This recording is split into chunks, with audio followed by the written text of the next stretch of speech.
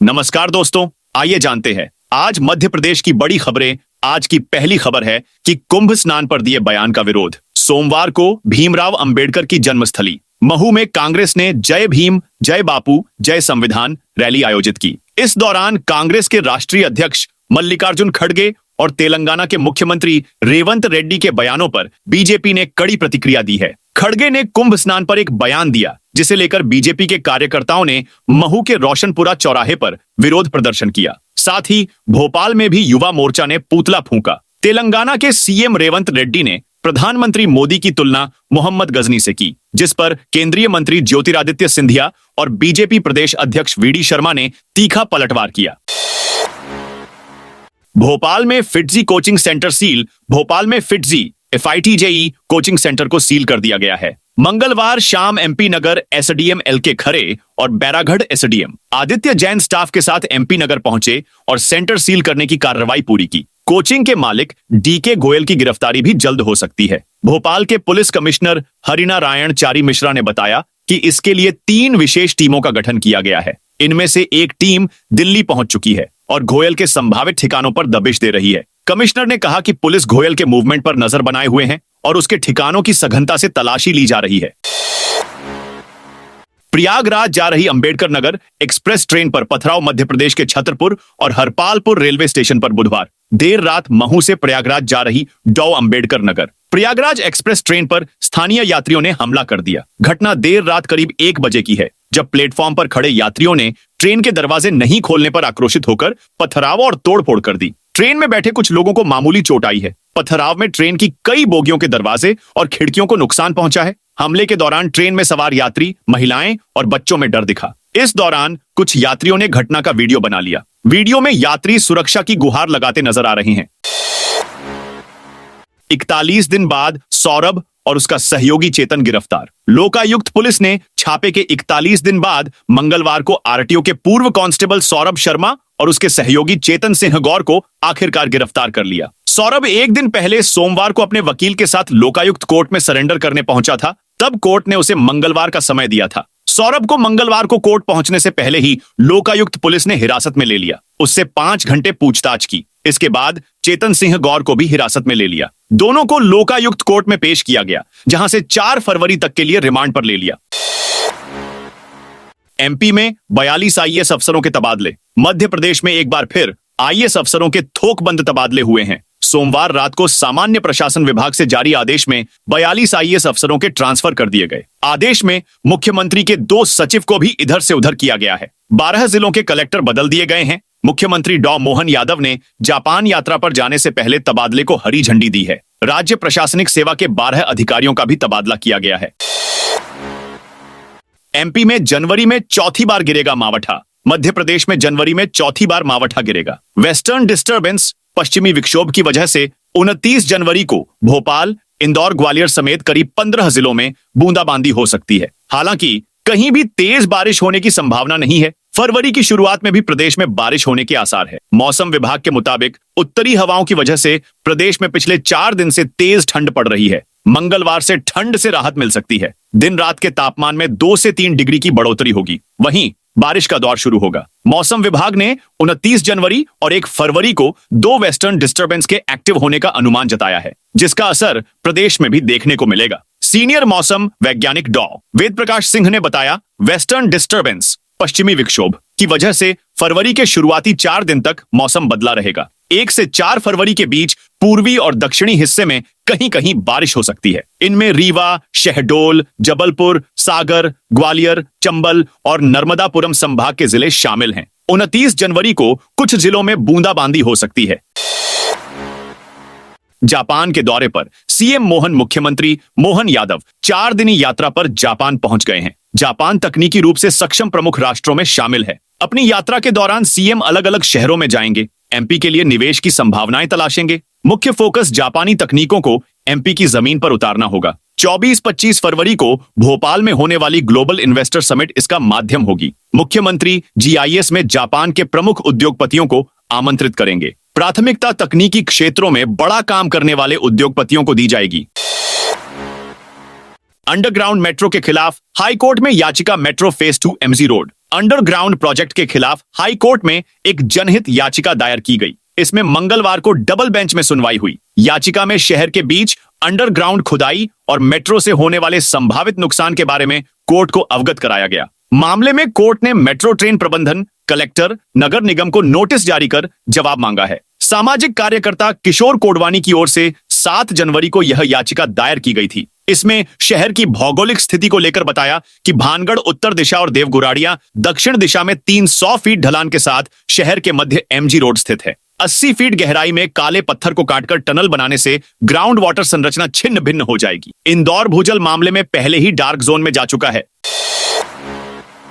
MP में वक्फ board की property का होगा फिजिकल वेरिफिकेशन। मध्य प्रदेश सरकार वक्फ बोर्ड की प्रॉपर्टी का फिजिकल वेरिफिकेशन कराएगी। इसके लिए सभी जिला कलेक्टरों से 5 दिन में डिटेल मांगी गई है। इसमें वह प्रॉपर्टी भी शामिल है जिस पर अतिक्रमण है। साथ ही निष्क्रांत संपत्ति, विभाजन के बाद पाकिस्तान चले गए लोगों की संपत्ति के दायरे में आने वाली प्रॉपर्टी का ब्यौरा भी शामिल है। कलेक्टरों को राजस्व विभाग की मदद से जानकारी पोर्टल पर अपडेट कराने के निर्देश दिए गए हैं। इसकी रिपोर्ट सरकार दिल्ली में संयुक्त संसदीय समिति को भेजेगी। इधर वक्फ बोर्ड के अध्यक्ष डॉ. सनवर पटेल ने कहा है कि वक्फ बोर्ड से संबंधित जानकारी दिल्ली भेज दी गई है। राज्य शासन से कब्जे और अतिक्रमण संबंधित जानकारी अभी भेजी जाना बाकी है।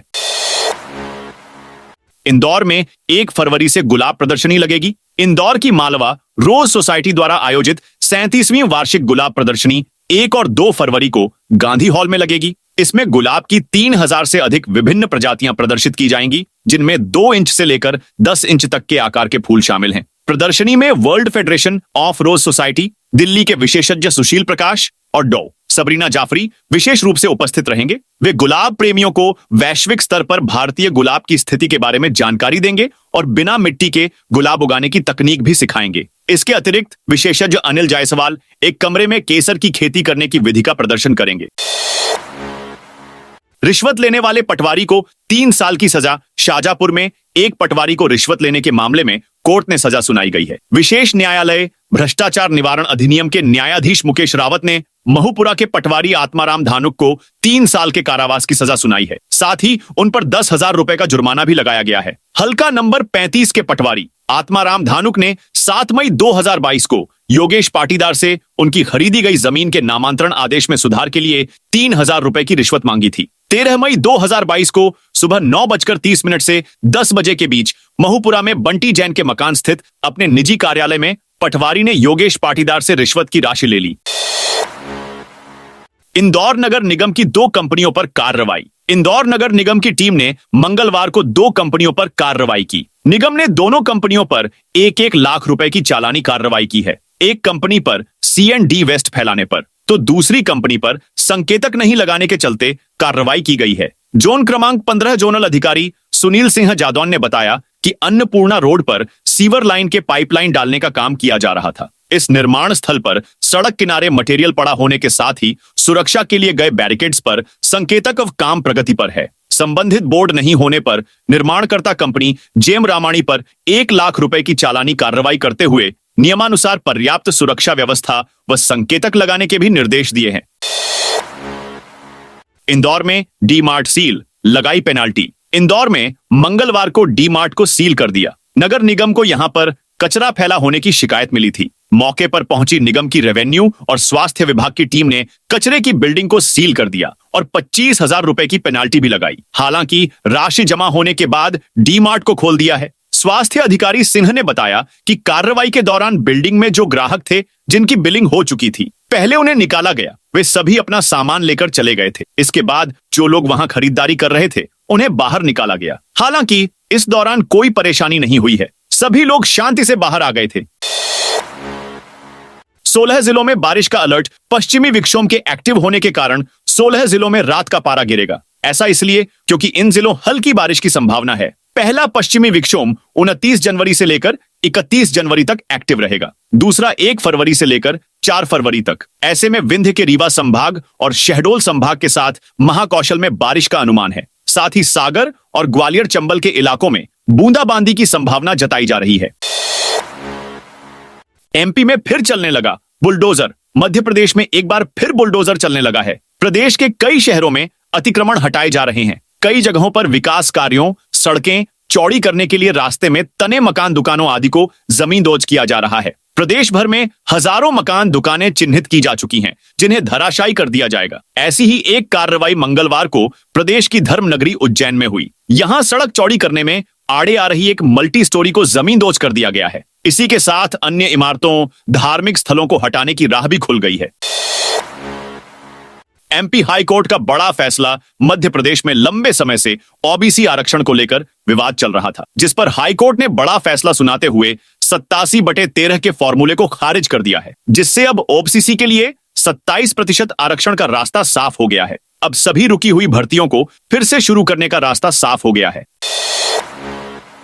एमपी में अनोखे अंदाज में आईएएस की विदाई। भोपाल में मंगलवार को एक आईएएस की विदाई अनोखे अंदाज में हुई। ये आईएएस हैं रतुराज सिंह, जिला पंचायत सीईओ। रतुराज को सरकार ने एक दिन पहले ही देवास कलेक्टर बनाया था। जब वे ऑफिस में रिलीव होने पहुंचे तो वहां खुशी में कर्मचारी झूम उठे, जमकर ढोल बजे और मिठाई खिलाकर मुंह मीठा किया। 2 घंटे स्वागत करने के बाद आईएएस को साफा पहनाकर विदा किया। विदेश गए एमपी के 172 लोग नहीं लौटे। घर मध्य प्रदेश में 172 ऐसे व्यक्तियों की पहचान की गई है जो विजिटर्स वीजा पर विदेश गए, लेकिन वीजा की मियाद खत्म होने के बाद भी घर नहीं लौटे। ये लोग कंबोडिया, थाईलैंड, म्यांमार और वियतनाम गए थे। संदेह है कि इनमें से कई लोग साइबर स्लेवरी में फंस गए हैं, यानी इन्हें बंधक बनाकर इनसे साइबर अपराध कराए जा रहे हैं। पुलिस अब इन सभी लोगों की डिटेल निकालने के लिए इनके पते पर डोर टू डोर संपर्क करेगी। इन लोगों से परिवार के जरिए संपर्क साधकर इन्हें दोबारा भारत लाने के प्रयास किए जाएंगे। गृह मंत्रालय और विदेश मंत्रालय का मानना है कि इन व्यक्तियों को बंधक बनाकर साइबर फ्रॉड करने के लिए मजबूर किया जा रहा है।